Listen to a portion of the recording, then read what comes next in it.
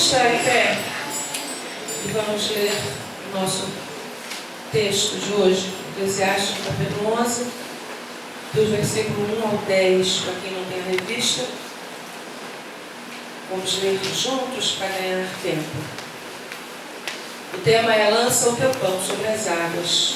E o texto áudio é lança o teu pão sobre as águas, porque depois de muitos dias o acharás. Eclesiastes capítulo 11, versículo 1. E a verdade prática diz o seguinte: lançar o pão sobre as águas é fazer o bem e ter esperança quanto a um futuro desconhecido. Vamos à nossa leitura bíblica em classe. Para a gente ganhar tempo, vamos fazer uma leitura alternada, responsiva. Eu estarei lendo os versículos ímpares e a igreja junta, unida, estará lendo os versículos pares. Amém? Lança o teu pão sobre as águas, porque depois de muitos dias o acharás.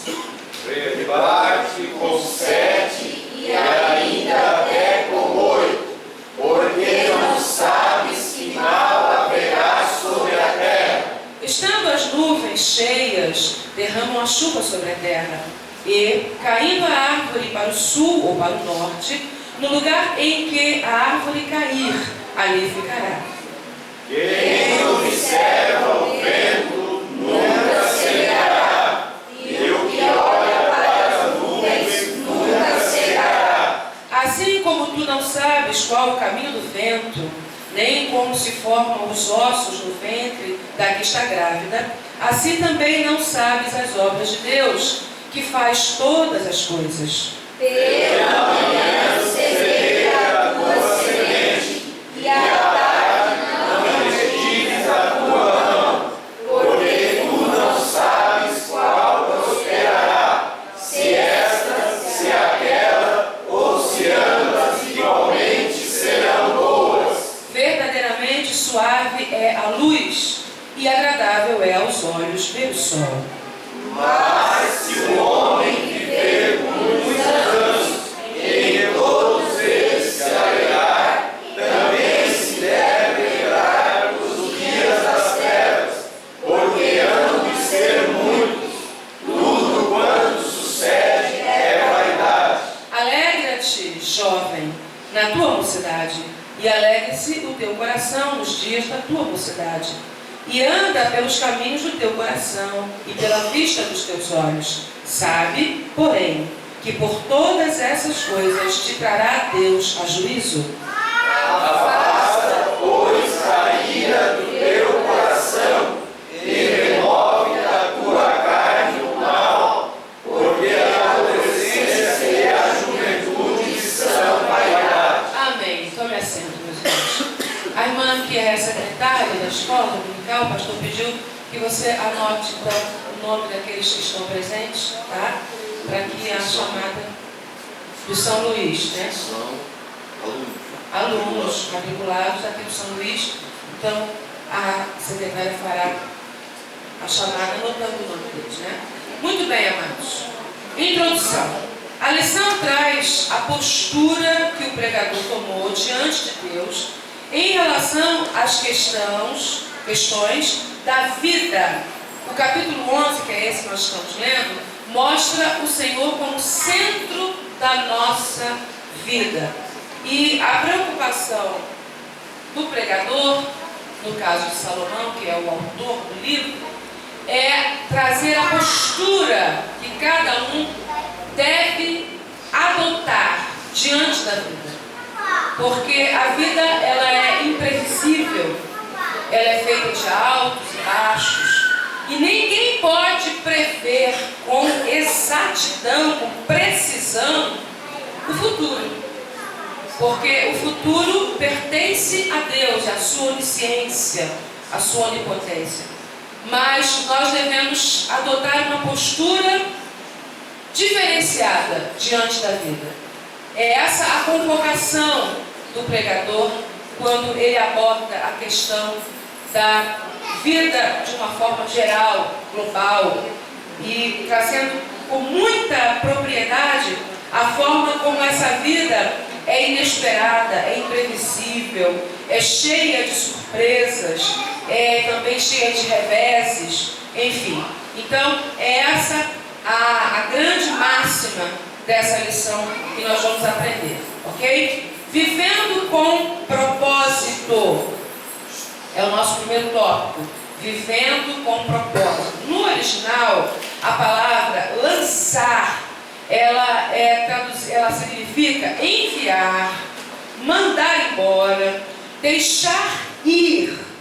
Então eu quero que você repita isso comigo. Lançar no original hebraico quer dizer enviar. Repita. Enviar. Mais forte. Enviar. Mandar embora. Mandar embora. Deixar ir. Deixar ir. É muito interessante isso aqui. Por isso que é bom estudar o original, conhecer o original. Porque quando você conhece o original, você conhece a ideia que o escritor tinha quando ele estava escrevendo. Você conhece o pensamento dele, o que ele estava pensando. Então, lançar é mandar embora, é deixar ir. Isso quer dizer que você não está contando com aquilo mais. Você está se desprendendo daquilo. É muito diferente de simplesmente depositar alguma coisa num lugar e saber sempre que aquela coisa está ali. Até porque quando se lança alguma coisa sobre as águas, o que acontece? As águas levam, sim ou não? Sim. Então você não tem mais o controle sobre aquilo. Você não tem mais domínio sobre aquilo. Você não pode saber o que vai acontecer com aquilo. Porque você lançou, você mandou embora e mandou sobre as águas. Então fala de desprendimento, fala de algo voluntário. Aquilo que você se desprende voluntariamente e você manda embora. É muito importante analisar os detalhes da Bíblia. Porque às vezes a grande lição, a grande mensagem está no detalhe da Bíblia. Então, lançar quer dizer isso: enviar, deixar ir e mandar embora. Muito bem. Para fazer, então, vamos parafraseando agora isso aqui. Não fique parado, glorifique a Deus com a sua atitude, tá? Então, o comentarista, ele usa uma forma assim para parafrasear o texto e ele coloca da seguinte forma: não fique parado, glorifique a Deus com a tua atitude. É interessante que nós falamos muito de adoração, nós somos um povo que aborda muito essa questão de adoração, de louvor, de glorificação, de honra, de exaltação a Deus, e nós sempre mentalizamos e estamos condicionados a achar que a adoração é apenas esse momento que tivemos aqui, de nos curvarmos diante de Deus, de adorarmos, de falarmos com Deus, de louvar a Deus, né? Porque o cântico louva, a música louva, mas a adoração é muito mais do que isso. Glorificar a Deus se aplica em todas as esferas da nossa vida, em todas as áreas da nossa vida. Então, quando você toma uma atitude correta, quando você toma uma atitude certa, quando você está firme numa atitude honesta, uma atitude digna, você está glorificando a Deus.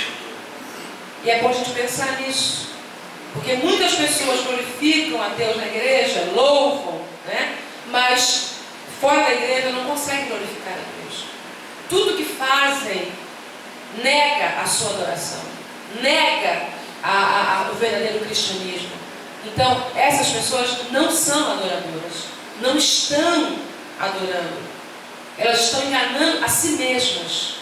É muito sério isso, gente.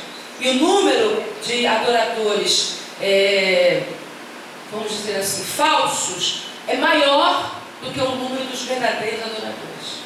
Infelizmente, nós precisamos reconhecer isso. Então, mudar a atitude, uma atitude correta, uma atitude digna, uma atitude íntegra, uma postura fiel a Deus, glorifica a Deus. Mesmo que você não seja um cantor, um pregador, um ensinador, um líder, mas se você se posiciona diante de Deus e diante do mundo de forma digna, então você é um verdadeiro adorador. Por isso Jesus disse: os verdadeiros adoradores adorarão ao Pai em espírito e em verdade. Essa verdade é a verdade de Deus expressa na Bíblia, que nós vivemos. E o Espírito fala do Espírito humano acoplado ao Espírito de Deus, que é o nosso agente de adoração. Porque o louvor é fruto dos lábios. Por isso Jesus disse, esse povo me louva de lábios. É um louvor de lábios apenas, porque ele é fruto dos lábios. Agora, a adoração é resultado da ação do Espírito humano, com a ajuda do Espírito de Deus na nossa vida. Porque o elo que nos liga a Deus é o nosso Espírito. Ele é uma essência de Deus em nós. Então é com Ele que nós adoramos. E quando estamos em posição correta, o nosso espírito está totalmente livre para adoração. Quando pecamos, o pecado é na esfera da alma.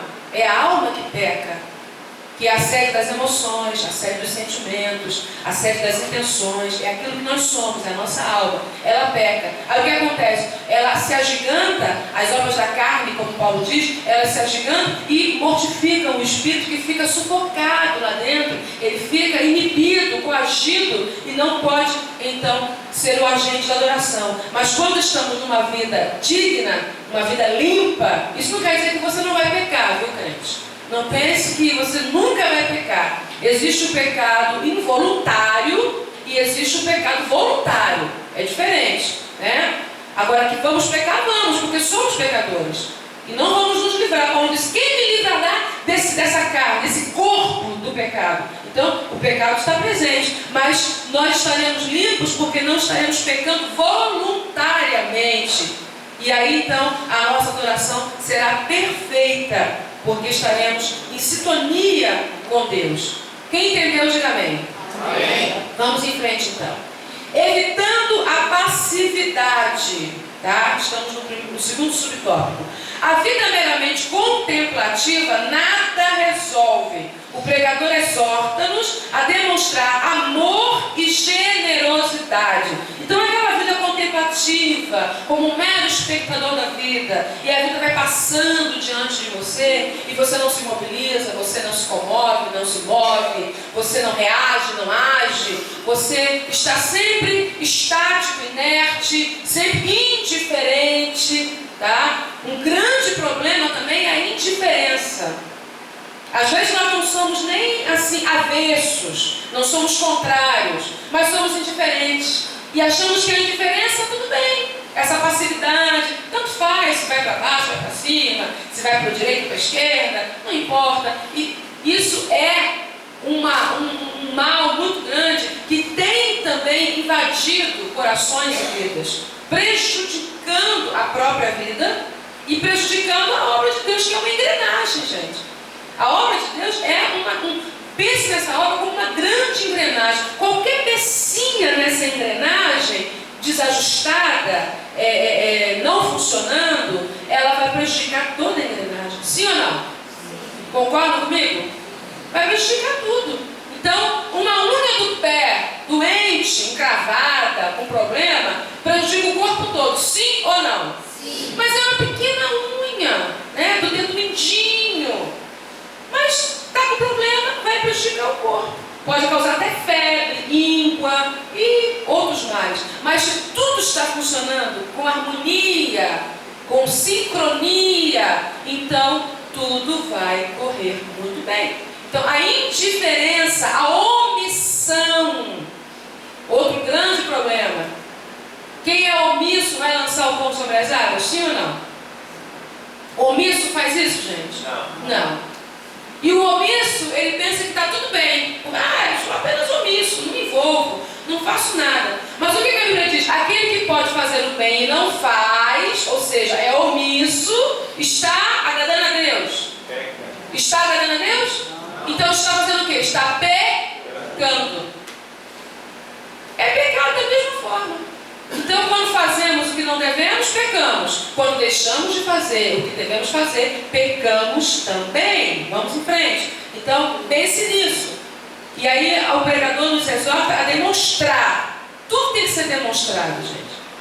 Assim como a gente demonstra, às vezes, ira, indignação, descontentamento, discordância, né?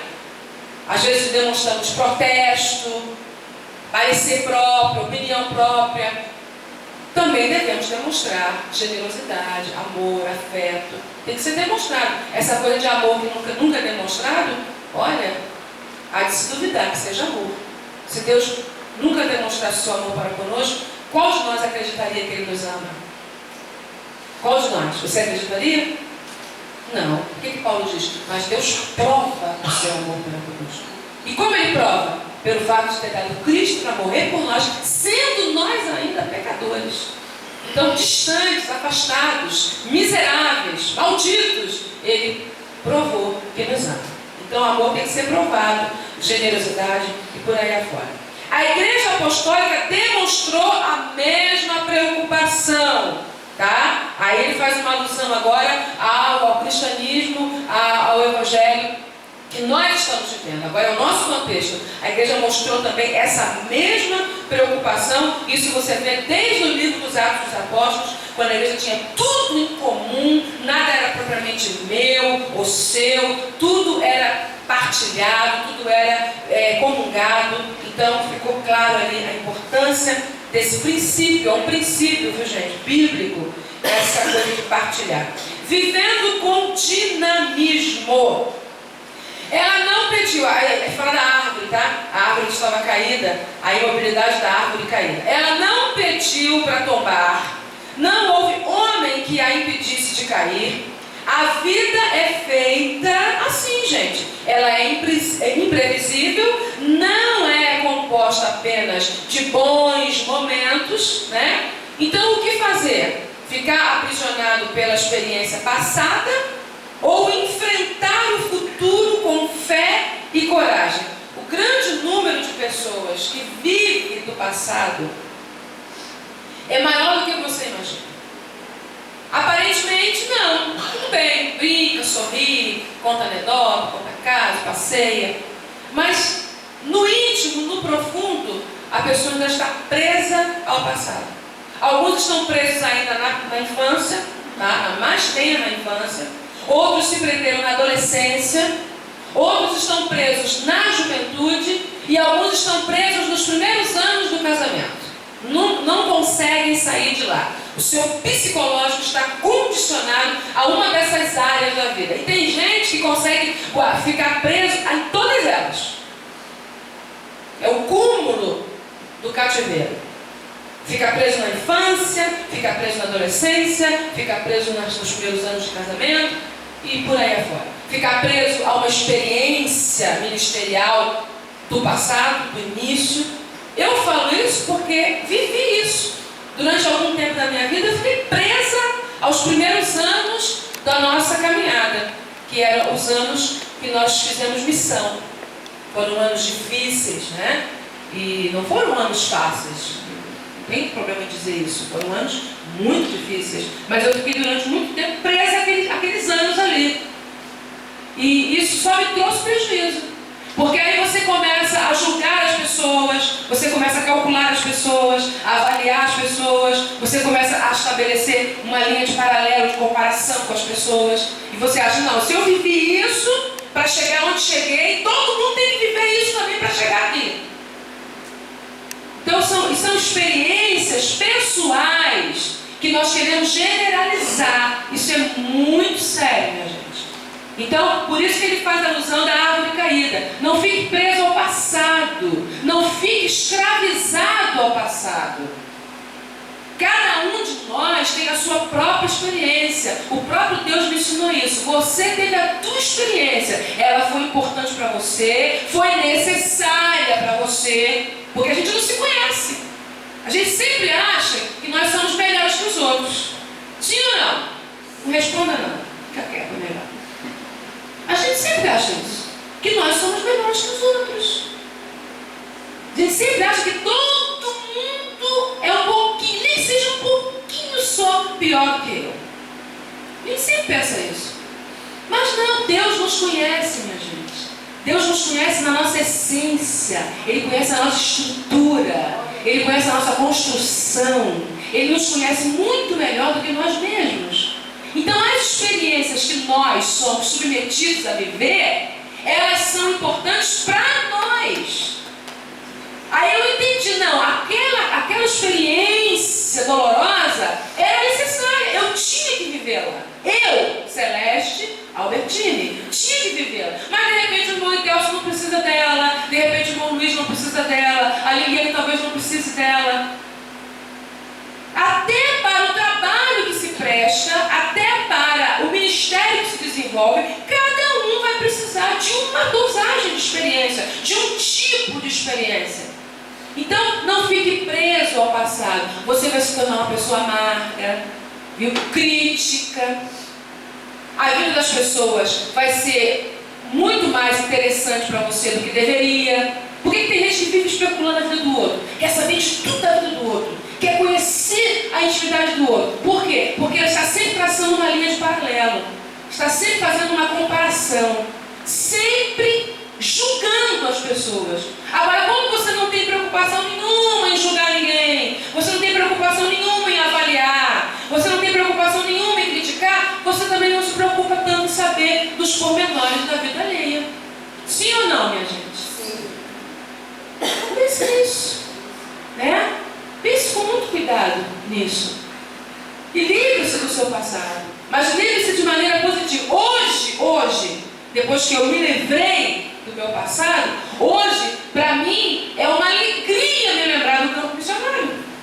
É um prazer imenso, a minha alma se enche de alegria. E hoje o que eu posso fazer por um missionário, eu faço, mas com toda a minha alegria. Mesmo sabendo que ele não viveu, e nem vai viver, e graças a Deus nunca viverá, as experiências dolorosas que eu passei. Elas foram importantes para mim, foram necessárias para mim. Isso não quer dizer que todo mundo tem que viver isso. Não. Até porque o tempo muda. Né? Hoje você manda um missionário, você dá uma casa para ele digna, você dá até um carrinho para ele, o salário dele é muito bom. No meu tempo não. A igreja tinha outra visão, a igreja tinha outra estrutura, outra condição financeira, era outra história, era diferente. E as coisas vão mudando assim, vão mudando. Não é verdade? Antigamente o que se aplicava na igreja como ensinamento não era o correto, não era o bíblico. Então vai mudando. Aí um crente chega hoje para a igreja, nunca aceitou Cristo, logicamente que ele não vai viver o que você viveu há 30 anos atrás. Não é verdade? Não vai. O tempo mudou. Hoje nós temos escolas teológicas que há 30 anos atrás não tínhamos. Os pentecostais demoraram muito para se dedicar à teologia.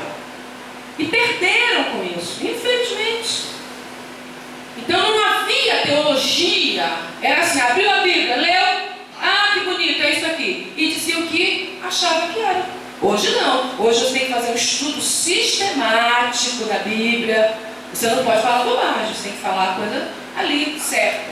Porque até o conhecimento também cresceu muito no mundo, né? Hoje as pessoas são muito mais informadas e atualizadas do que há anos atrás. Em frente, o movimento do vento e das nuvens, vivendo o presente. Salomão usa frequentemente metáforas, tá? Para ensinar. Muitos intérpretes da Bíblia observam nesse texto, tá? A ideia de movimento e imprevisibilidade da vida. É o que eu acabei de dizer. Movimento. A vida vai girando, tá? Quem aqui tem 50 anos de evangelho? Acho que a irmã Maria, a irmã Norma e o senhor, né? Nesses 54 anos, muitas coisas mudaram. Porque a vida vai se movimentando. Não é verdade? No tempo do senhor, eu peguei isso. Os obreiros iam para a igreja de bigode fazia parte da indumentária. Por quê? Porque Gunavim e Daniel Berg usavam bigode. E vieram para cá com bigode. Então a crentalhada toda da primeira geração da Assembleia de Deus usava bigode. E eu peguei esse tempo ainda, apesar de ser bem depois. Bigode, maleta, usava-se uma maletinha, bengala. Eu peguei crentes que iam para de bengala e chapéu. Porque os europeus, que eram os missionários, eles vieram trazendo essa cultura europeia para cá. Você vê que chapéu nem faz parte da nossa cultura. Mas por causa dos pioneiros e dos primeiros obreiros, incutiu-se essa. Mas a vida, ela está sempre em movimento. Ela não é estática, viu? O mundo está se movimentando. E hoje já não existe mais isso. Você não vê mais ninguém de chapéu, de maleta, né? O bigode também não é mais uma necessidade, mas os crentes se convertiam. A primeira coisa que eles queriam era comprar um terno, deixar o bigode crescer e comprar uma cartola, né? Era tipo aquele chapelão tipo cartola. E eu conheci vários ainda que usaram isso há 30 e poucos anos atrás, quando eu era adolescente. Vamos em frente. Então, eles aplicam, eles interpretam esta expressão do pregador como o movimento e a imprevisibilidade da vida. Olha-se e olhá-la e queixar-se dela sem tomar uma decisão, não vai dar certo. Dessa forma, ser assistente apenas da existência e passar sem nada realizar, quem tem fé não age assim. Gente, a fé, ela não é estática, ela é móvel. A fé não é ficar assim, Deus vai fazer tudo por mim, e ficar esperando cair do céu. Não, fé não é isso. Antigamente, quando a gente era novo, o justo viveram da fé. Os crentes gostavam dessa palavra. Sabe o que eles faziam? Abandonavam a escola, abandonavam a faculdade, abandonavam o trabalho, porque o justo viveram da fé. Olha que distorção da verdade bíblica. Olha que inversão de valores. Meu esposo está aqui, lembra disso, não era? Irmão, o que você faz? Eu vivo da fé. Você trabalha em quê? Não, Deus me tirou disso aí, estou vivendo da fé. Meu Deus. Sabe de que fé que eles estavam vivendo? Da fé dos outros. Porque alguém trabalhava para eles comerem. Alguém trabalhava para eles vestirem. Alguém trabalhava para eles se locomoverem, de ônibus ou de carro, sei lá de que for. Alguém tinha que dar, tinha que bancar. Então eles estavam vivendo da fé do outro. Porque na verdade eles não tinham fé nenhuma. Isso não é fé, gente. Fala, minha santa. Só tem 5 minutos. Não, vou falar. Naquele tempo e hoje, muitas pessoas se espelham em Paulo. Mas eles têm que saber que Paulo trabalhava, fazia tenda. Hoje, as pessoas, eu não vou tocar mais, não vou mais para frente. E Paulo, se devesse o mínimo, ele ia lá pagar. Claro. E ele foi mais além, ele falou assim, eu trabalho de noite para não ser pesado a ninguém. Viu? E foi um modismo, viu? Foi uma era, um momento que todo mundo queria viver da fé. Mas que fé miserável é essa, né? Que é isso? Que fé é essa? Então você trabalha, se esforça, cumpre uma carga horária de 8 horas por dia, né? Dá quantas horas por semana, Kézia? 40 horas por semana, tá? Para me dar dinheiro, para eu pegar um ônibus ou botar gasolina no carro, para eu comer, porque aí você tem fé e eu não. Eu sou o miserável que não tenho fé. Então, minha gente, a fé leva você a uma atitude digna, a uma atitude correta, firme. Isso é fé, uma atitude firme. É igual a irmã, eu estou curada, irmã, eu estou curada, eu sei que eu estou curada, então vai lá e faz o exame e comprova a tua cura. Não. Se eu fizer o exame é falta de fé. Meu Deus. Veja só, se eu fizer o exame, eu estou com falta de fé. Não está. Se você fizer o exame, você está provando a sua fé. E isso vai ser testemunho para os médicos, para a família, para os vizinhos. Você tem uma prova. Então, gente, não confunda a fé com vida de ilusão, com vida de fantasia. Não. A fé nos leva a uma atitude correta. Vamos lá? Já vou terminar. Plantando a semente. Outra metáfora, a do plantio. Ela ensina a arte de semear a vida.